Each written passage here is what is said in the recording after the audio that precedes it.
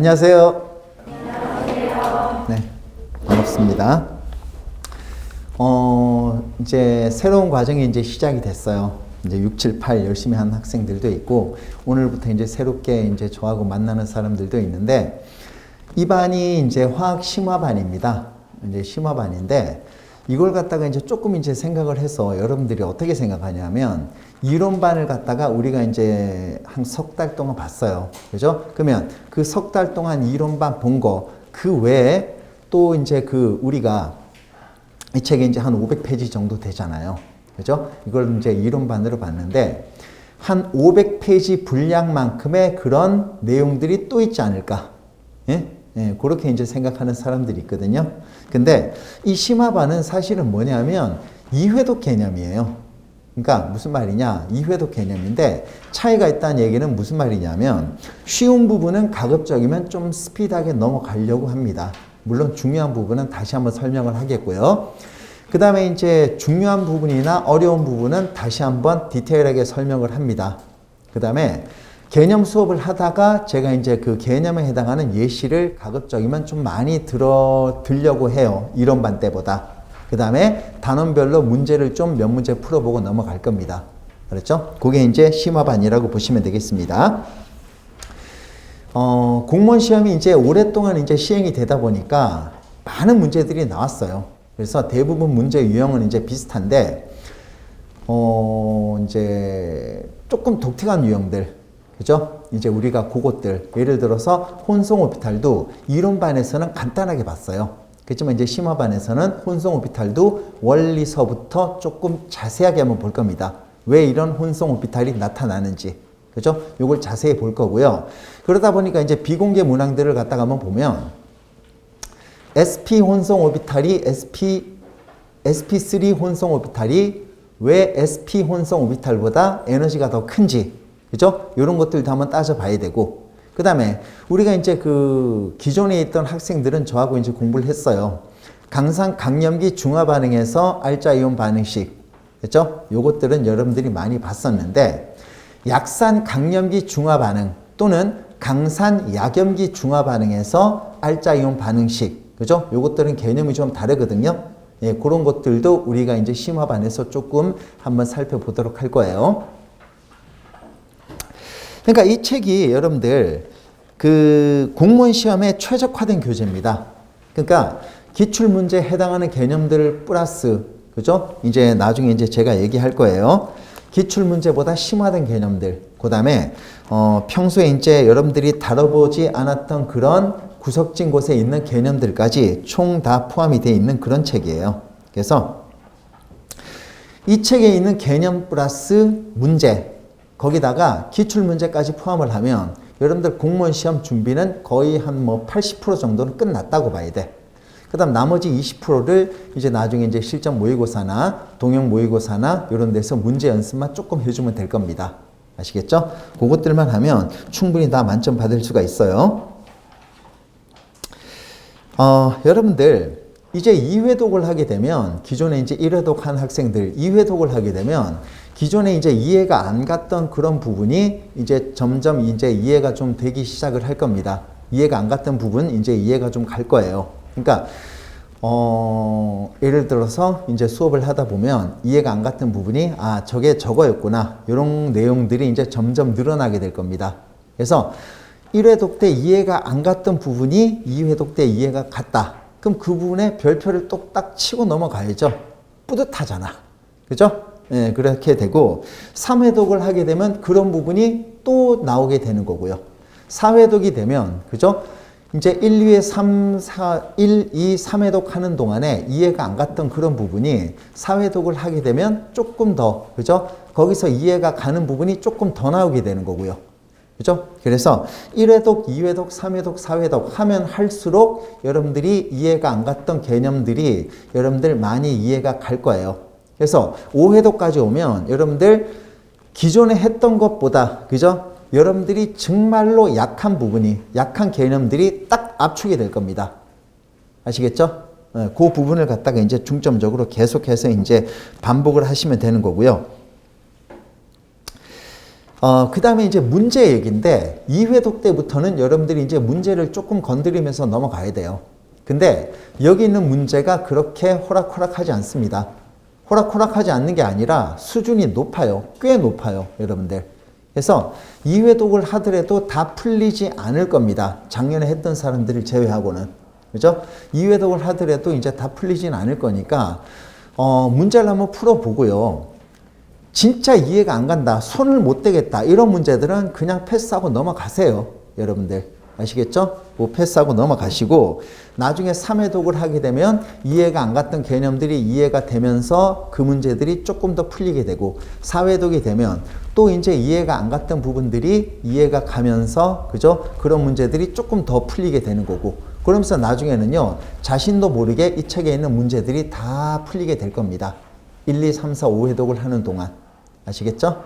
예, 그래서 그런 문제들 나온다고 그런 문제들이 많다고 해서 너무 당황하지 마시고요.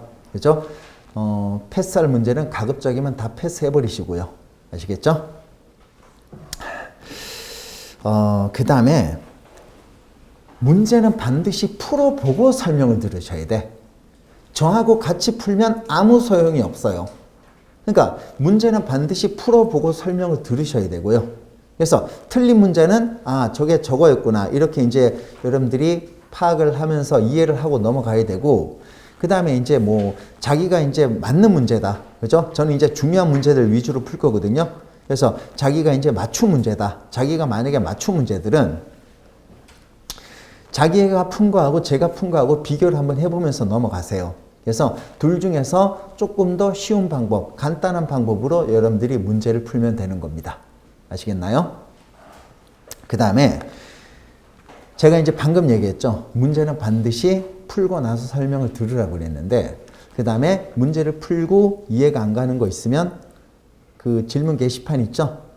그 진통 카페에 들어가면 배수진 화학 공부방이라고 돼 있어요. 그거 통해서 이제 질문하시면 저 가급적이면 신속하게 보고 답을 달아드리고 있습니다. 지금요. 그러니까 계속해서 이용을 하시고요. 그 질문을 할 때 이런 게 있어요. 그러니까 자기가 이제 손을 못 대는 문제들이 있어. 그러면 그거 스캔해서 이 문제 풀어주세요. 이거 좋은 방법 아닙니다, 여러분들. 예? 그거는요, 제가 이제 설명을 해주죠. 그럼 그 문제는 저하고 같이 푸는 거하고 똑같아. 제가 분명히 그랬잖아. 문제는 자기가 풀고 설명을 들어야 된다고. 그죠? 저하고 같이 풀면 아무 소용이 없다 그랬죠. 전혀 손을 못 대겠어. 그 문제를 갖다가 스캔해 놓고 이 문제 설명해 주세요. 그러면요, 이거 효율적이지 못합니다. 저하고 그냥 같이 문제 푸는 거하고 똑같아요. 그러니까 손도 못 대는 문제를 패스하고 넘어가시라는 겁니다, 저는요. 그 다음에 나머지는, 그죠? 여러분들이 미리 문제를 한번 풀어보고 채점하고 모르는 문제를 저한테 카페 이용해서 이렇게 질문하는 것도 좋은 방법이 되는 겁니다. 아시겠나요? 그 다음에 저 이제 쉬는 시간이 잘 안 나가잖아. 그죠? 그래서 문제들이나 개념들 저한테 꼭꼭 질문해 주시고요. 아시겠죠? 그 다음에, 자만하지 말고 공부하는 거 되게 중요하죠? 예, 이 중에 한번 보니까 책을 한번 봤어요. 작년에 수업 들은 학생들이 몇몇 있습니다. 그 학생들 보면 문제도 거의 다 맞췄어. 근데 지금 앉아 있잖아. 지금 두세 명이 지금 보이네요, 벌써. 응? 그러니까 애들 지금 전부 다 다시 차근차근 다시 정리하고 있는 거잖아요. 그렇죠? 그러니까 여러분들 그런 자세가 중요합니다. 일관적인 자세가 되게 중요하고요. 알고 있다고 해서 이렇게 좀 퍼져 있다던가 아니면 해이해져 있다던가 그렇게 되고, 나 화학은 안다 그래서 한 달 정도 쉬어버리면 여러분들 감각 떨어집니다. 아시겠습니까? 계속 이어가는 게 되게 중요하고요. 그 다음에 여기 이제 화학이 약한 학생들도 많아요. 지금 보니까. 그 학생들은 진짜 여러분들 집중 바짝 해서 필기 철저하게 하시고 따라오셔야 됩니다. 특히 처음 하는 사람들, 저하고 처음 만나는 사람들. 아시겠나요? 예. 됐습니다. 진도를 좀 나가볼까요? 10페이지입니다. 10페이지 원소, 원자 요거 나와 있죠. 이 부분은요, 여러분들 가급적이면 제가 18페이지까지는 설명을 좀 하려고 그래. 왜냐하면 요게 이제 화학의 시작이거든요. 화학의 시작이기 때문에 18페이지까지는 제가 이제 설명을 좀 하려고 그래요. 그 다음에 원소, 원자 이런 거 있는데 사실은 조금 스피드하게 나가긴 하겠지만 여러분들 원소하고 원자, 화학 시작하는 사람들이 원소하고 원자를 모른다는 건 말이 좀 안 되거든. 그래서 10페이지부터 한 18페이지 정도까지는 제가 좀 얘기를 할 거예요. 얘기를 좀 할 거고, 그 다음에 중간중간에 제가 이제 예시 문제를 좀 풀어주도록 할 겁니다. 아시겠나요? 봅시다. 원소하고 원자 나가는데,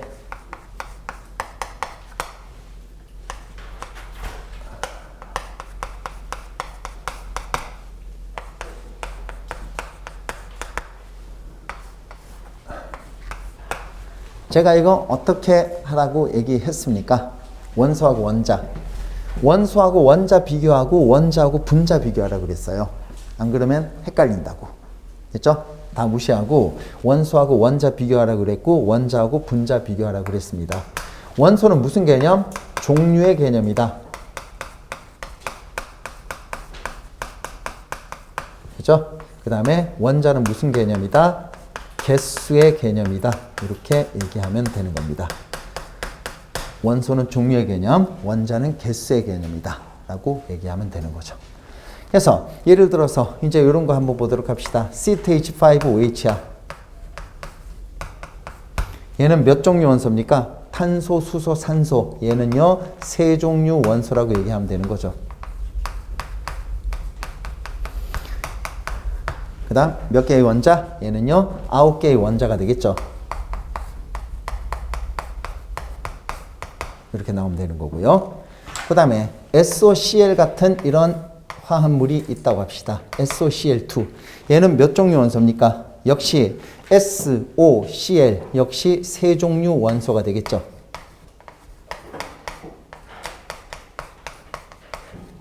그 다음 몇 개의 원자? 여러분요 4개의 원자가 되는 겁니다.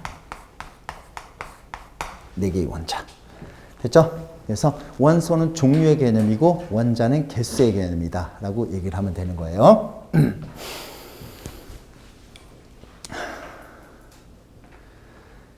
1회독 할 때 여러분들 노트 필기한 거 있죠? 2회독 할 때 여러분들이 만약에 1회독 할 때 이해가 안 갔던 부분이 나올 거예요. 그죠? 그럼 2회독 할 때 이해가 갔다. 그죠? 아까 내가 별표 치라고 그랬죠? 그 다음 마찬가지. 요거 지금 만약에 제가 예를 들어주는데 그게 예를 갖다가 만약에 들어주면 1회독 할 때 그 진도에 해당하는 부분에 적어 두셔야 돼요. 그래서 제가 처음에 노트를 갖다가 두껍고 두꺼운 노트에다가 좀 넉넉하게 필기를 하라고 그랬잖아. 아시겠죠? 예. 그게 만약에 노트 얇은 노트에 빡빡하게 이미 적어놓은 사람들은 어떻게 해요? 볼륨 2 만들어야지. 응? 자, 그래서 그 다음에 1회독 할 때 하고 좀 다른 예시를 든다. 그럼 그것도 적어놔야 되고요. 아시겠죠? 이렇게 되는 겁니다. 원소는 종류의 개념인데 이와 같이 한 종류 원소로 되어 있다. N2 한 종류 원소로 되어 있다. O2 한 종류 원소로 되어 있다. F2도 한 종류 원소로 되어 있다. 됐습니까? 그 다음에 예를 들어서 여러분들 한번 보세요. Na 얘가 지금 뭐가 되는 거예요? 이것도 한 종류가 되겠죠. 근데 왜? Na는 금속이야. 금속의 특징, 물질의 성질을 가지고 있죠. 됐죠? 그러니까 요거는 이제 조금 좀 나중에 할까? 그 다음에 얘가 이제 뭐가 될까요? Br2 한 종류 원소로 되어 있습니다. 한 종류 원소. 이와 같이 한 종류 원소로 되어 있는 물질을 뭐라고 얘기한다? 호돈소 물질이라고 얘기합니다. 한 종류 원소로 되어 있는 물질을 호돈소 물질이라고 얘기를 하는 거예요. 호돈소 물질 또는 원소라고 얘기를 합니다. 그래서 호돈소 물질을 요새는 전부 다 원소라고 부르죠. 한 종류 원소로 되어 있는 물질을 호돈소 물질 또는 원소라고 얘기를 하는 겁니다. 그 다음에 NA도 마찬가지야. NA도. 얘 Na 뭡니까? 물질의 특성을 가지고 있고 이거 지금 현재 한 종류로 되어 있거든요. 그럼 얘도 마찬가지. 호돈소 물질 또는 원소라고 얘기합니다. 철도 마찬가지고 얘도 한 종류 원소로 되어 있거든요. 그죠? 한 종류 원소로 돼 있고, 그죠? 한 종류로 돼 있고, 물질의 특징, 호돈소 물질이잖아요. 물질의 특성을 가지고 있으니까 얘도 호돈소 물질 또는 원소라고 얘기를 할 수가 있는 거예요. 됐습니까? 그래서 이와 같이 한 종류 원소로 되어 있는 물질을 호돈소 물질 또는 원소라고 얘기를 하는 겁니다. 원소는 이 정도 알고 있으면 되는 거고요. 원자는 뭐 이제 이거하고 개수의 개념이니까 뭐가 되는 겁니까? 뭐 Cl, N, O, F, Br 얘들을 갖다가 총 원자라고 얘기를 하는 거죠. 됐죠? 그 다음에 원소하고 원자를 비교하라 그랬고요. 이번에는 원자하고 분자를 갖다 비교하라고 그랬습니다. 원자는 개수의 개념이고요. 분자는 원자들이 모이는 거야. 됐죠? 그래서 뭐가 되냐면 이 분자는요. 물질의 특성을 가지는 가장 작은 입자를 분자라고 얘기를 하는 겁니다. 그래서 물질의 특성을 가지는 가장 작은 입자, 원자가 모입니다. 원자가 모여서 물질의 특성을 가지고 있는 가장 작은 입자를 만들어내는 거죠. 물질의 특성을 가지고 있는 가장 작은 입자. 물질의 특성을 가지고 있는 가장 작은 입자가 되는 겁니다. 얘들을 갖다가 분자라고 얘기하는 거죠. 원자가 모이는 건데요. 원자가 모여서 물질의 특성을 가지고 있는 가장 작은 입자를 만들게 되는 겁니다. 얘를 갖다가 뭐라고 얘기한다? 분자라고 얘기하는 거죠. 그죠? 그래서 원소하고 원자를 비교해 주고요. 원자하고 분자만 비교해 주는 겁니다. 됐죠? 그래서 얘도 마찬가지. 원자가 모여서 물질의 특성을 가지고 있는 가장 작은 입자를 만들어내는 거죠. 얘들을 분자라고 얘기를 합니다. 아시겠나요?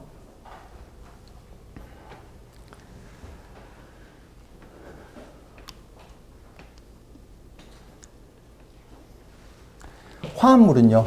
화합물은 별도로 기억을 해야 돼. 그냥 화합물은 별도로 기억을 하는 겁니다. 화합물은 그죠? 왜냐? 얘들을 다 연결시켜서 얘기하면 그죠? 헷갈려 버려. 그죠? 그러니까 단지 한번 보세요. 당장 지금 현재 N2는 원소이면서 원소에도 들어가 있고 지금 분자에도 들어가 있죠. 헷갈리잖아. 그러니까 반드시 원소하고 원자만 비교해 줘야 되고 원자하고 분자만 비교해 주면 되는 거예요. 아시겠나요? 그 다음에 화합물은 역시 이거는 별개로 기억을 하는 겁니다. 원소하고 원자 두 개 비교, 분자하고 원자하고 분자 두 개 비교, 그 다음에 화합물은 별도로 기억을 하고 있으면 되겠습니다. 얘는 뭡니까? 두 종류 이상의 원소가 일정한 비율로 결합하고 있는 물질, 두 종류 이상의 원소가 일정한 비율로 결합하고 있는 물질, 얘들을 화합물이라고 얘기를 하는 겁니다. 요거는 별도로 기억하고 있어야 돼요. 두 종류 이상의 원소가 그죠? 일정한 비율로 결합하고 있는 물질, 그죠? 두 종류 이상의 원소가 일정한 비율로 결합하고 있는 물질, 얘를 화합물이라고 얘기를 합니다.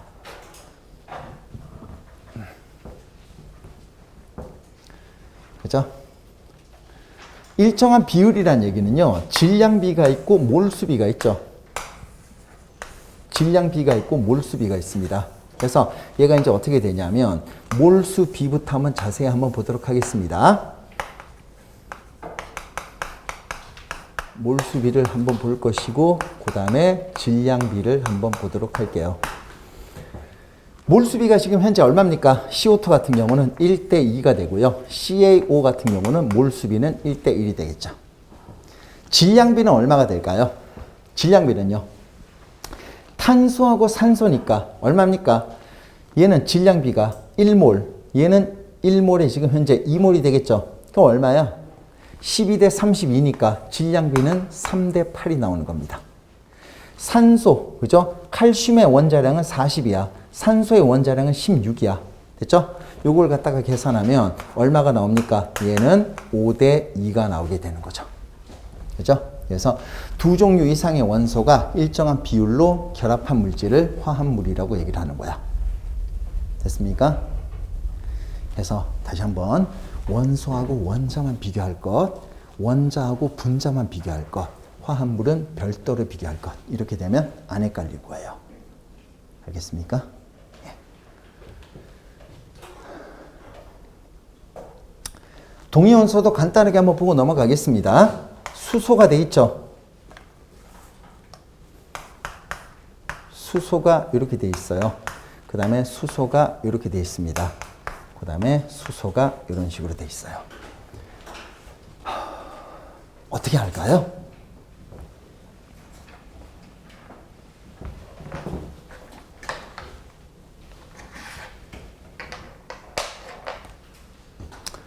지금 원자 번호 1번 양성자 1개, 전자가 1개예요. 얘는 질량수가 되겠죠. 양성자 수 더하기 중성자 수가 질량수가 되는 거고, 양성자 수 더하기 중성자 수가 질량수가 되는 거고, 양성자 수 더하기 중성자 수가 질량수가 되는 겁니다. 됐죠? 그래서 얘가 지금 뭐가 됩니까? 동위원소의 특징 뭐가 될까요? 원자 번호는 같지만 질량수가 다르다. 됐죠? 양성자 수가 같지만 중성자 수가 다르다. 이것들 전부 다 동위원소의 특징이 되는 겁니다. 그 다음에 물리적 성질, 화학적 성질이라는 말이 나오는 건데, 여러분들 물리적 성질은 뭡니까? 물질 고유의 성질이잖아. 그죠? 녹는 점, 끓는 점, 밀도, 질량, 얘들이 물리적 성질이 되는 거고, 화학적 성질은 화학 반응을 하는 성질이에요. 그죠? 그래서 당장 동위원소는 질량과 같은 물리적 성질은 다릅니다. 근데 화학 반응할 때 여러분들 H+가 되죠? 전부 다 똑같이 전자 한 개를 잃어버리면서 화학 반응을 하니까 화학적 성질은 같다는 겁니다. 그래서 이 동위원소는요, 물리적 성질은 다르지만 화학적 성질은 같다. 이렇게 파악하면 되는 겁니다. 아시겠나요? 예, 이렇게 정리하면 되겠어요.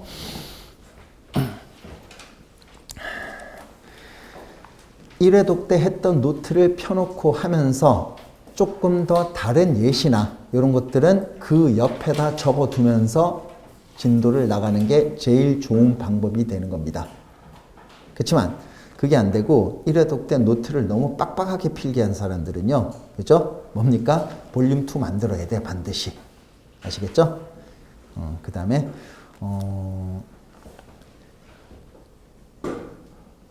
문제를 풀다가 그 다음에 이제 여러분들이 자신이 몰랐던, 이해가 안 갔던 그런 객관식 보기들 있죠?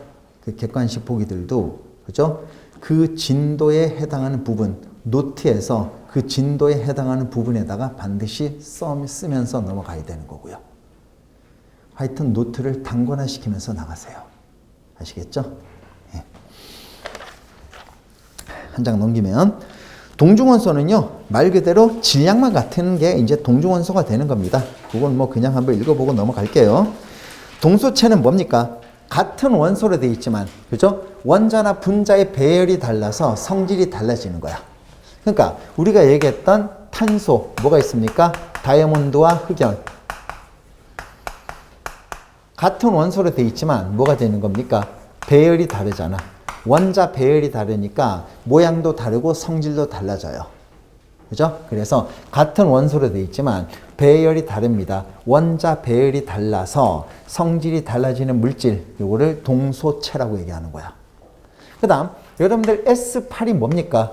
여러분들 단사황도 S8이에요. 단사황도 S8이 되고 사방황도 S8이 되는 겁니다. 단사황도 S8이 되고 사방황도 S8이 되는 거거든요. 그래서 얘가 지금 뭐냐면 얘도 마찬가지야. 같은 원소로 되어 있지만 얘들은 분자의 배열이 다릅니다. 그래서 모양과 성질이 틀려요. 그죠? 그래서 같은 원소로 되어 있지만 분자 배열이 달라서 성질이 달라지는 물질, 요거를 동소체라고 얘기하는 거죠. 단사황과 사방황은 동소체 관계다라고 얘기하면 되는 겁니다. 그 다음 P4가 뭐 있었습니까? 흰 인도 P4가 됐고요. 붉은 인도 P4입니다. 근데 얘들 역시 분자 배열이 틀려요. 같은 원소로 되어 있지만 분자 배열이 다르니까 흰인과 붉은인은 성질이 다릅니다. 그래서 흰인과 붉은인을 동소체 관계다라고 얘기하면 되는 거죠. 됐습니까? 그래서 같은 원소로 되어 있지만, 그죠? 원자의 배열이나 분자 배열이 달라서 성질이 달라지는 물질, 이거를 동소체라고 얘기를 하는 거예요. 됐죠?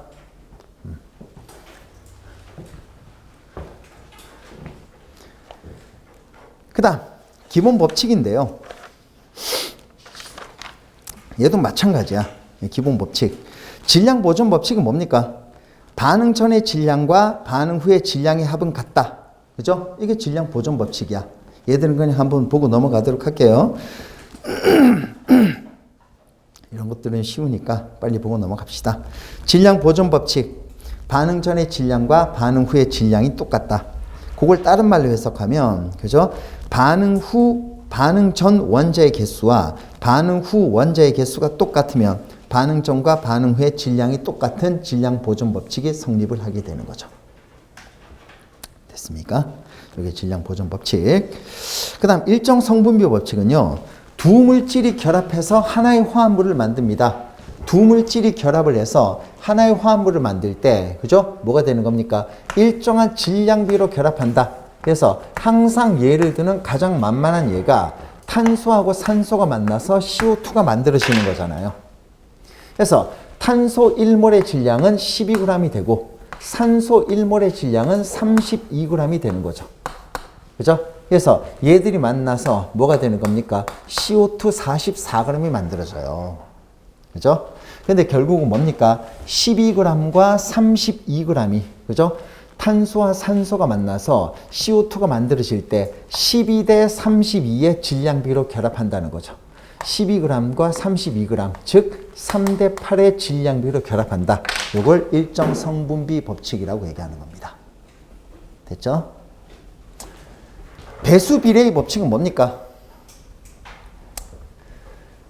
두 종류 이상의 원소가 결합해서 하나의 화합물을 만들 때 한 종류 원소의 질량을 일정하게 맞춰 놓으면 나머지 원소들 사이에서는 일정한 정수비가 성립한다. 다시 한번. 두 종류 이상의 원소가 결합해서 두 종류 이상의 원소가 결합해서 두 가지 이상의 화합물을 만들 때 한 종류 원소의 질량을 일정하게 맞춰 놓으면 나머지 원소의 질량 사이에서는 일정한 정수비가 성립한다. 이거 보세요. 두 종류 원소입니다. 두 종류 이상이 아니지. 참. 그죠? 두 종류 원소가 결합을 해서, 크게 씁시다. 두 종류 원소가 결합해서 두 가지 이상의 화합물을 만들 때 한 종류 원소의 질량을 일정하게 맞춰 놓으면 나머지 원소의 질량 사이에서는 일정한 정수비가 성립한다. 이게 배수 비례의 법칙이 되는 거죠. 자연적으로 되는 거지. 됐죠? 그래서 두 종류 원소가 결합해서 두 가지 이상의 화합물을 만들 때 한 종류 원소의 질량을 일정하게 맞춰 놓으면 나머지 원소들 사이에서는 일정한 정수비가 성립한다. 이걸 배수 비례의 법칙이라고 얘기를 합니다. 만약에 여기에서 질소, 그죠? 산소의 질량을 일정하게 맞춰 놓으면 어떻게 될까요? 산소의 질량을 일정하게 맞춰 놓으면 이제는 이렇게 되겠죠. 이렇게 되는 거죠. 두 종류 원소가 결합을 해서 두 가지 이상의 화합물을 만들 때, 그죠? 뭐가 되는 겁니까? 한 종류 원소의 질량을 일정하게 맞춰 놓으면 산소, 나머지 원소들, 질소, 나머지 원소들 사이에서는 일정한 질량비, 일정한 정수비가 성립한다. 이걸 배수 비례의 법칙이라고 얘기하는 거죠. 됐습니까? 이게 배수 비례의 법칙이 되는 겁니다. 됐어요. 얘는 한번 쭉 한번 읽어보시면 되는 거고요. 이런 것들은 빨리빨리 요점만 정리하고 지금 넘어가는 중이에요. 쉽잖아. 책 한번 볼까요? 10페이지. 반드시 기억하고 있어야 될 거 체크 좀 하고 넘어갑니다. 원소에서는요, 동그라미 2번 기억하고 있어야 되겠죠. 원자와 달리 종류의 개념 반드시 기억하고 있어야 됩니다. 그 다음에 원자는요, 개수의 개념, 동그라미 1번에 개수의 개념 꼭 기억하고 있어야 되고요. 그 다음 동그라미 3번, 분자보다는 당연히 불안정해서 에너지가 크다. 이거 무조건 기억하고 있어야 됩니다. 그 다음 분자에서 기억하고 있어야 될 거, 물질 고유의 성질을 나타내는 가장 작은 입자 기억하고 있어야 됩니다.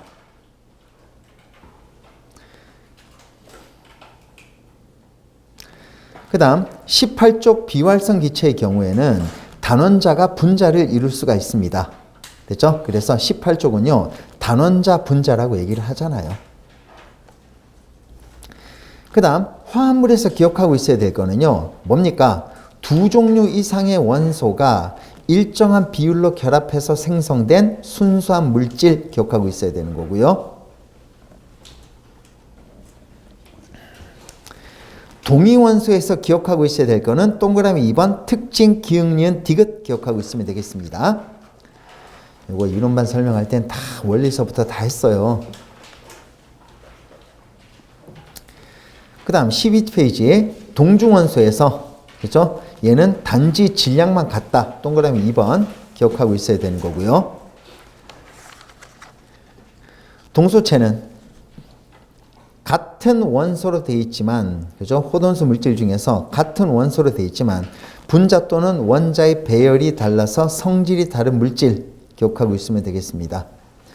그러니까 여러분들 나머지는요, 동그라미 1번에 다이아몬드와 흑연은 동소체다. 이 정도까지. 단사황과 사방황도 동소체다. 흰인과 붉은인도 동소체다. 이렇게 알고 넘어가야 되겠죠. 이제 나머지는 다 됐잖아. 질량 보존 법칙은 여러분들 밑줄 안 꺼도 되겠죠? 이거는 이제 이론반 때 다 써서 설명을 했는데 지금은 그냥 넘어갑시다. 일정 성분비 법칙은 두 물질이 결합해서 한 화합물을 생성할 때 각 물질은 일정한 질량비로 결합한다. 이거 기억하고 있으면 되는 거고요. 배수 비례의 법칙은요, A, B 두 원소가 결합해서 두 가지 이상의 화합물을 만들 때 각 A 원소의 질량이 같으면 B 원소의 질량 사이에서는 간단한 정수비가 성립한다. 기억하고 있어야 됩니다. 그 다음에 얘는 제가 다 설명을 했으니까 한번 쭉 한번 읽어보시고요. 요거 이론반 때는 제가 얘를 다 설명했습니다. 한번 읽어보면 다 이해가 갈 거예요. 돌턴의 원자설 뭡니까? 요거 제가 어떻게 얘기했냐면 질량 보존 법칙, 일정 성분비 법칙이 성립한다는 것을 보여주기 위해서 돌턴이 원자설을 만든 거야. 그죠? 그래서 원자는 더 이상 쪼갤 수 없다. 틀렸죠? 양성자, 중성자, 전자 계속 쪼개지고 있고요. 같은 원소의 원자들은 크기, 모양, 질량이 같고 다른 원소의 질량들은 크기, 모양, 질량이 다르다. 틀렸습니다. 동중원소, 동위원소의 발견이 다 되고 있는 거죠. 그 다음 화학 변화 시 원자들은 새로 없어지거나 생성되지 않는다. 즉 질량 보존 법칙을 설명하고 있긴 하지만 예외가 있는 거죠. 핵 붕괴 반응 시에는, 그죠? 뭡니까? 뭐 이제 우라늄이 토륨으로 바뀌고, 그죠? 새로운 원자가 생성이 되고 있는 거죠. 그 다음 네 번째가 이제 맞는 거지 뭐. 화합물은 한 원자와 다른 원자가 정해진 수의 비율로 결합함으로써 이루어진다. 요거는 일정 성분비 법칙을 설명하고 있는 겁니다. 제대로 된 거는 4번밖에 없어요. 됐습니다. 원자량, 분자량, 이온식량도 빠르게 보고 넘어가도록 할게요.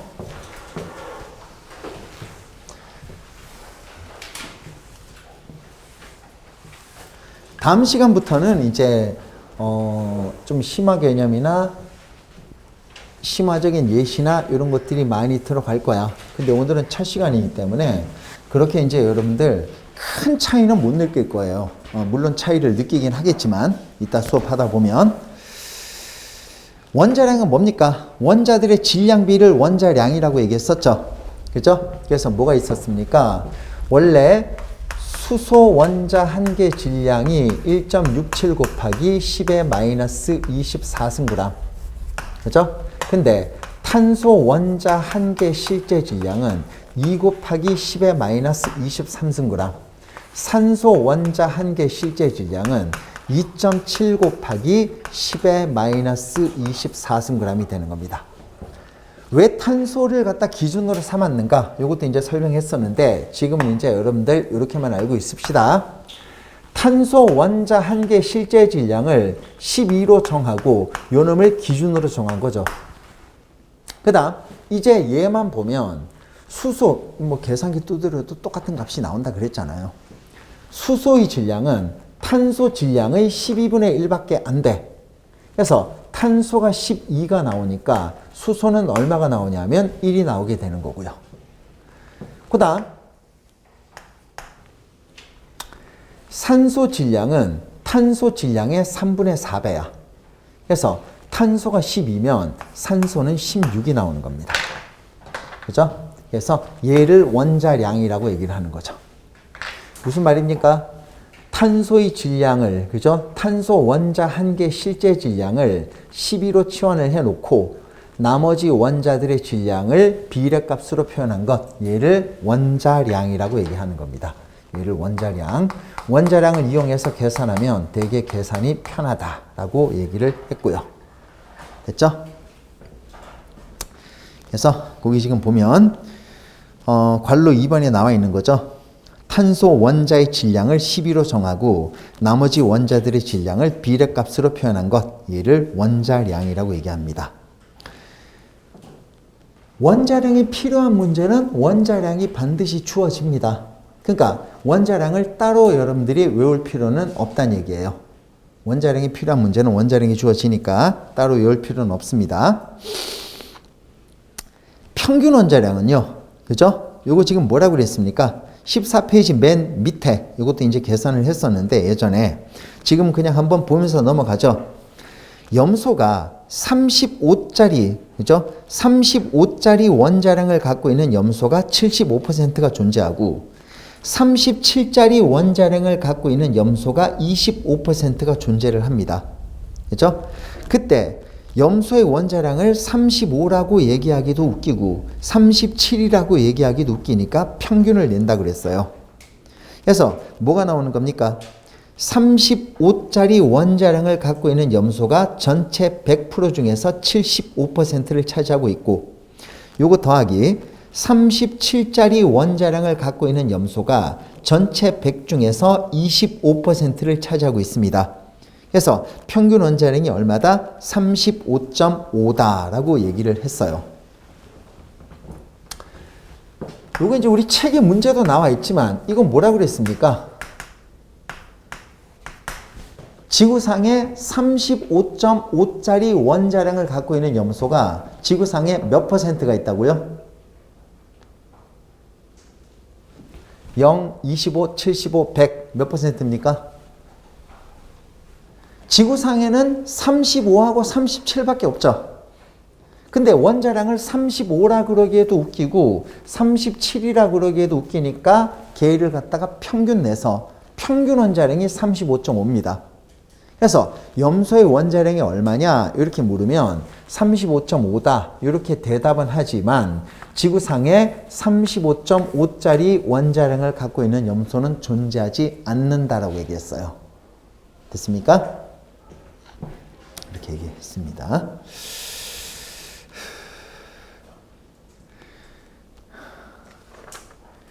이 정도는 뭐 다 알잖아 이제 여러분들 한 번 정도는 화학을 다 봤기 때문에 그죠?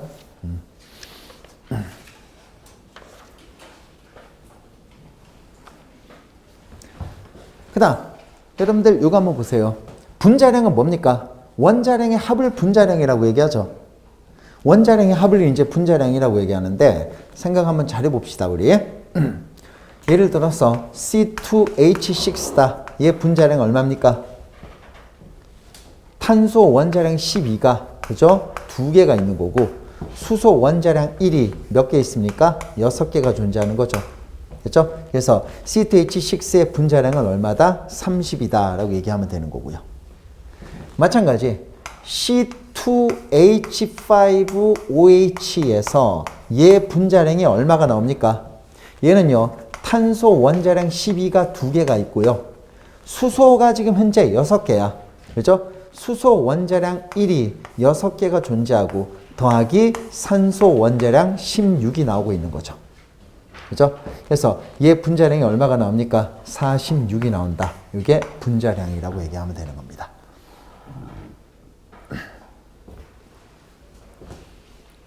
원자량의 합을 분자량이라고 얘기하는 거죠.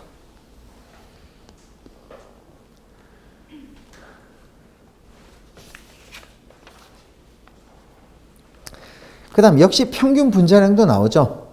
공기와 같은 혼합기체는 각 기체의 분자량과 그 조성비로부터 분자량을 계산해서 기체의 분자량으로 정한다. 이렇게 나와 있는데 예를 들어서 뭐 질소가 78, 산소가 21, 그 다음 수증기, CO2 다 섞여 있는데 거기 지금 질소가 79%고 산소가 21%라고 얘기를 한다면 질소의 분자량은 28이죠.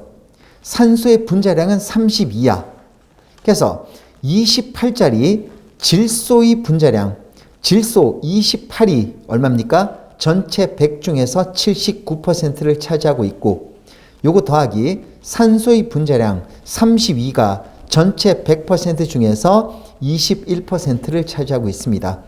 그래서 공기의 분자량은 29다. 이렇게 해석하면 되는 거죠. 그 다음에 여러분들 원자로 나타낼 수 있는 거는 원자량이고요. 분자로 나타낼 수 있는 건 분자량입니다. 근데 지금 분자로 나타낼 수 없는 것들 있죠? 그죠? 분자로 나타낼 수 없는 것들. 분자로 나타낼 수 없는 것들이 있습니다. 그래서 걔가 지금 현재 뭐냐 하면 실험식으로만 나타낼 수 있는 물질. 그죠? 실험식 양이라고 있는데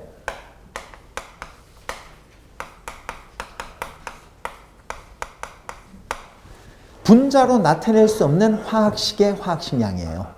분자로 나타낼 수 없는 분자식으로 나타낼 수 없는 얘들은 지금 다 분자식이잖아요.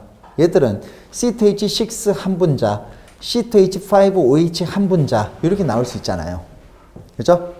분자로 나타낼 수 없는 화학식. 그죠? 분자로 나타낼 수 없는 화학식. 그놈들의 화학식 양을 계산한 게 이제 실험식 양이 되는 건데 분자로 나타낼 수 없는 거 뭐가 있습니까? NaCl 이런 거 분자로 나타낼 수가 없는 거죠. 그죠? 그래서 뭐 예를 들어서 KCl 마찬가지고 분자로 나타낼 수 없는 화학식의 화학식 양을 우리는 실험식 양이라고 얘기를 합니다. 여러분들 단적으로 KCl이 어떻게 생겼습니까? K 플러스하고 Cl 마이너스 이렇게 생겼잖아요. NaCl도 그죠? 이 NaCl이 NaCl 한 분자가 아니잖아요. KCl도 KCl 한 분자가 아니죠. 그죠? 그래서 얘도 뭡니까? 분자식으로 나타낼 수가 없어요. 얘들요. 그죠? 실제 KCl은 어떻게 생겼냐면 K 플러스하고 Cl 마이너스가 그죠? 요렇게 플러스 마이너스 간의 정전기적 인력으로 끊임없이 연결이 되어 있는 거죠. 그래서 KCl이 뭐가 되냐면 K 플러스하고 Cl 마이너스가 플러스 마이너스 간의 정전기적 인력으로 끊임없이 쭉 연결되어 있습니다. 이게 KCl이 되는 거죠. 얘는 분자가 아니잖아. 우리가 쓰고 있는 KCl은 여기서 반복되는 놈만 딱 끄집어내가지고 KCl이라고 쓰는 거지. 얘가 NaCl 한 분자, KCl 한 분자가 아닌 겁니다. 그죠? 그래서 분자식으로 표현할 수 없는 것들, 분자식으로 표현할 수 없는, 그죠? 화학식의 화학식 양을 우리는 실험식 양이라고 얘기를 하는 거예요. 단적으로 이온과 분자는 다르잖아, 지금요. 그죠? 단적으로 이온과 분자는 다릅니다. 단적으로 이온과 분자는 달라요. 그래서 얘가 지금 현재 어떻게 되냐면 이온과 분자는 달라요. 그렇지만 화학식 양을 계산할 때는 분자량의 계산법과 똑같습니다. 그래서 얘가 지금 현재 얼마가 됩니까? 나트륨이 23이 되는 거고요. 염소가 얼마입니까? 35.5가 돼서 이 화학식 양은 58.5가 되는 거야. 얘는 어떻게 됩니까? 칼륨의 원자량은 39고요. 염소의 원자량은 35.5니까 이놈의 화학식 양은 74.5가 되는 거죠. 다시 한번 정리.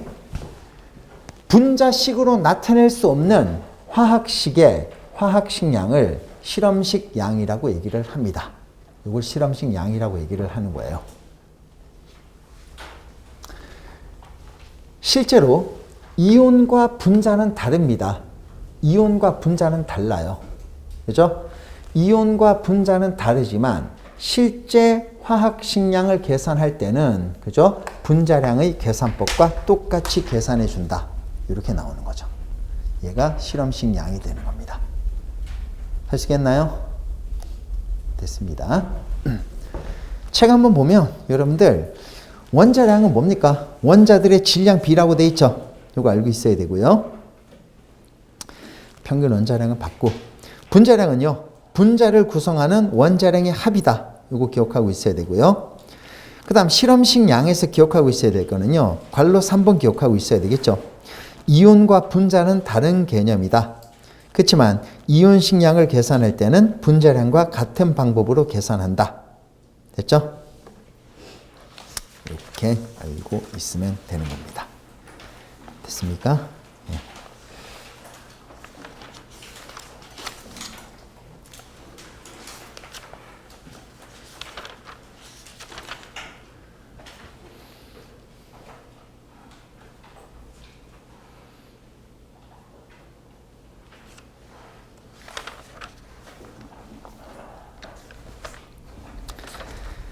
몰은 똑같이 합니다. 너무나 중요하니까.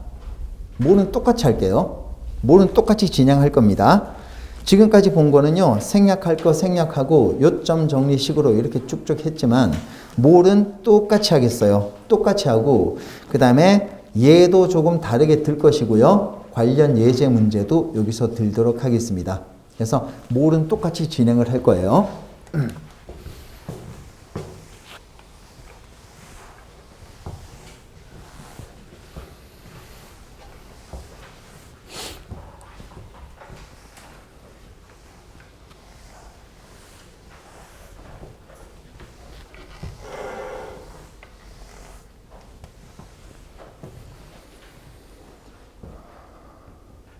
여기 저하고 처음 만나는 사람. 다 했구나.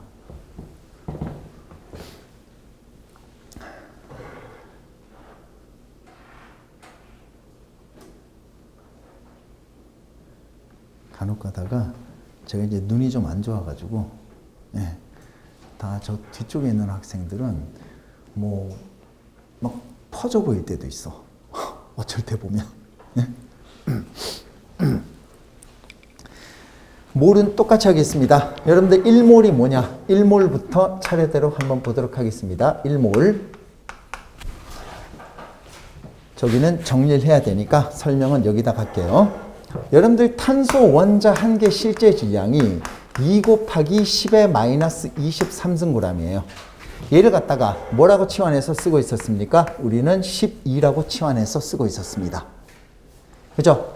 그래서 탄소 원자 한 개 실제 질량을 12로 정해놓고 나머지 원자들의 질량을 비례값으로 표현한 걸 원자량이라고 얘기를 했습니다. 근데 이렇게 쓰는 것보다 이렇게 쓰니까 훨씬 더 편리하기는 편리해.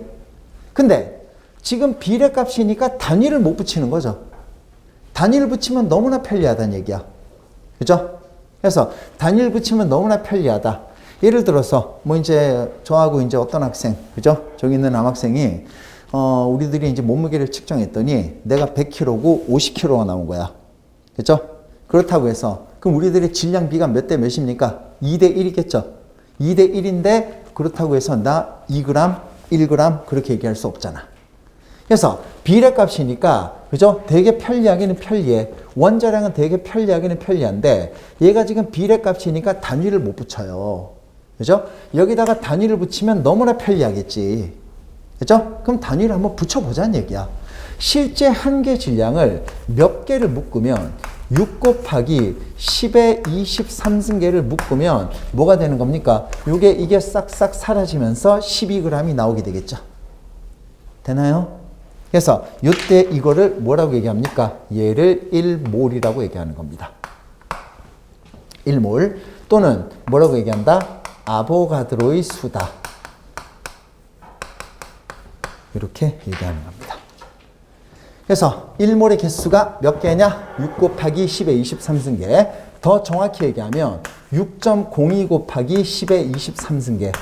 1몰의 개수는 6 곱하기 10의 23승계가 되는 겁니다. 그 다음 1몰의 질량이 뭐가 될까요? 얘는 그냥 한 개 질량이야. 그죠? 얘는 1몰의 질량이잖아요. 1몰의 질량은 뭡니까? 원자량에다가 g을 붙인 게 1몰의 질량이 된 거지. 됐나요? 그래서 1몰의 질량은요, 원자량에다가 g을 붙인 거, 이게 1몰의 질량이 되는 겁니다. 1몰의 질량, 원자량에다가 g을 붙이거나 또는 분자량에다가 g을 붙이면 얘가 1몰의 질량이 되는 거죠.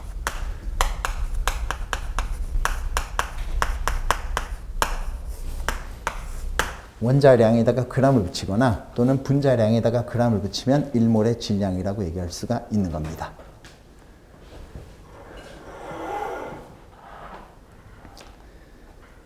그래서 우리가 한번 예를 한번 들어보면 이런 거 이제 예를 들 수가 있겠죠. CO2다. CO2 1몰의 개수가 얼마냐 하면 CO2 1몰의 개수는요.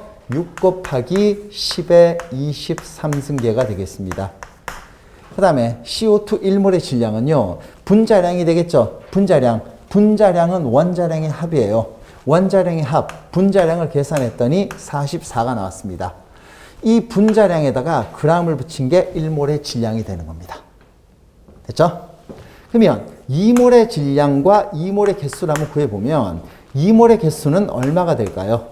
12 곱하기 10의 23승계가 나오는 거고, 그 다음 2몰의 질량은 얼마가 나오는 겁니까? 88g이 나오게 된다. 필의식이죠, 이제. 0.5몰의 질량이 얼마가 됩니까? 3 곱하기 10의 23승계가 되는 거죠. 그 다음에 뭐가 되는 걸까요? 0.5몰의 질량, 이 개수가 이렇게 나오는 거고 0.5몰의 질량은요 22g이 나온다. 이게 바로 CO2에 해당하는 예가 되겠습니다. 됐죠? 만약에 여러분들 마그네슘 한 개 질량이 얼마가 나올까요? 여기다 쓰고 마그네슘 한 개 질량, CO2 한 개 질량이라고 할까요? 마그네슘 한 개 질량이 과연 얼마가 나올까요? 마그네슘 한 개 질량이다. 이렇게 얘기를 하면, 이렇게 물으면 보세요. 여러분들 마그네슘 1몰이 얘도 마찬가지야. 1몰의 개수는 그죠? 전부 다 6 곱하기 10의 23승계입니다. 마그네슘도 마찬가지. 1몰의 개수는 전부 다 6 곱하기 10의 23승계가 되겠죠.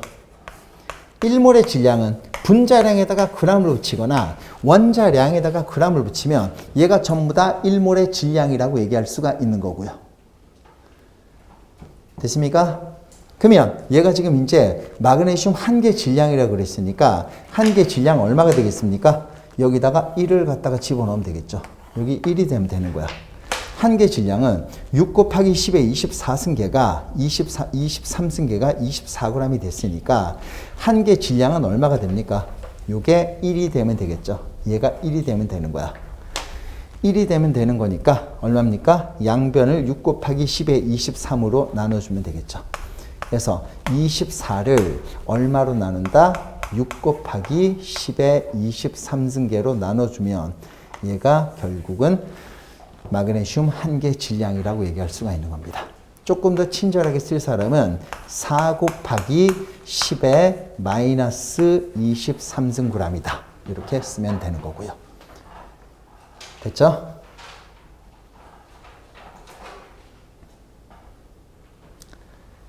됐습니다.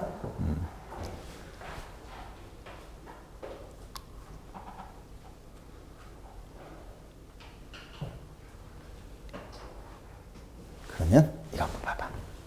여러분들 만약에 지금 에테인 4몰 속에 포함되어 있는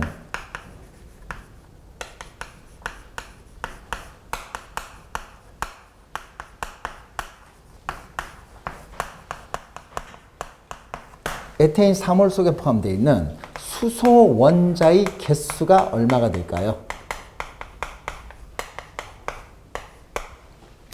에테인 3몰 속에 포함되어 있는 수소 원자의 개수가 얼마가 될까?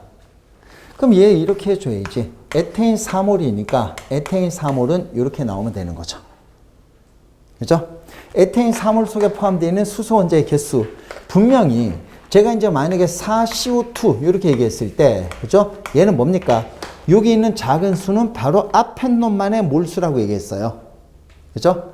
숫자는 다 몰수야. 우리가 이제 몰을 갖다 배우고 있기 때문에 이제 앞으로 숫자는 다 몰수라고 붙여줘야 된다고 얘기를 했습니다. 숫자는 다 몰수가 되는 거야. 됐죠? 숫자는 다 몰수가 되는 겁니다. 그 다음에 몰수하고 개수를 헷갈리면 안 된다 그랬죠? 그죠? 그래서 얘가 뭐가 되는 겁니까? 4CO2 속에, 그죠? 4CO2 속에 숫자는 다 몰수고요. 몰수하고 개수를 헷갈리지 말자. 작은 수는 바로 앞에 원자만의 몰수, 바로 앞에 놈만의 몰수가 되는 거죠. 작은 수는 바로 앞에 놈만의 몰수. 그 다음에 앞에 있는 큰 수는 배분이다. 스케일이 크다. 얘도 되고 얘도 된다라고 얘기했습니다. 그래서 4CO2 속에는요. 탄소는 4몰 있고 산소는 8몰이 있다고 얘기를 했습니다. 그러면 지금 에테인 4몰 속에 포함되어 있는 수소 원자의 개수가 얼마가 되는가? 그죠? 여기 앞에 있는 큰 수는요. 얘도 되고 얘도 된다. 배분이다 라고 얘기를 했습니다. 그죠? 그래서 얘가 지금 현재 얼마가 됩니까? 4CO2, 4 에테인이죠. 4 C2H6 속에 포함되어 있는 수소 원자의 개수 총 몇 몰이 지금 포함되어 있을까요? 24몰이 포함되어 있죠. 그죠? 24몰에 수소 원자가 지금 들어가 있습니다. 24몰의 수소 원자가 지금 들어가 있어요. 그죠? 근데 지금 현재 저는 몰수를 물은 게 아니라 개수를 물은 거지. 됐죠? 개수를 물었기 때문에 얼마입니까? 1몰은 6 곱하기 10의 23승계니까 얘는요 144 곱하기 10의 23승계다. 이렇게 얘기하면 되는 겁니다. 됐습니까? 이게 몰과 개수와의 관계, 몰과 질량과의 관계다라고 생각하면 되는 거예요. 됐죠? 네, 됐습니다.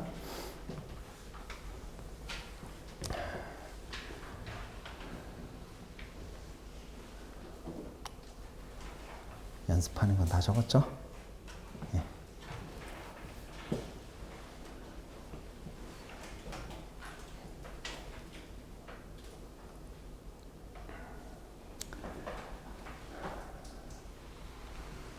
지우겠습니다.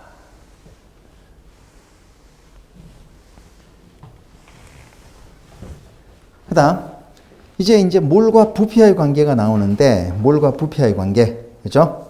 우리가 그 16페이지 이제 뭐 1몰의 개수, 그죠? 1몰의 개수, 1몰의 질량, 이와 같은 것들이 이제 나오는데, 이런 것들 이제 설명을 다 했어요. 1몰의 개수는 6 곱하기 10의 23승계, 그죠? 집단으로 아보가드로의 수라고도 한다.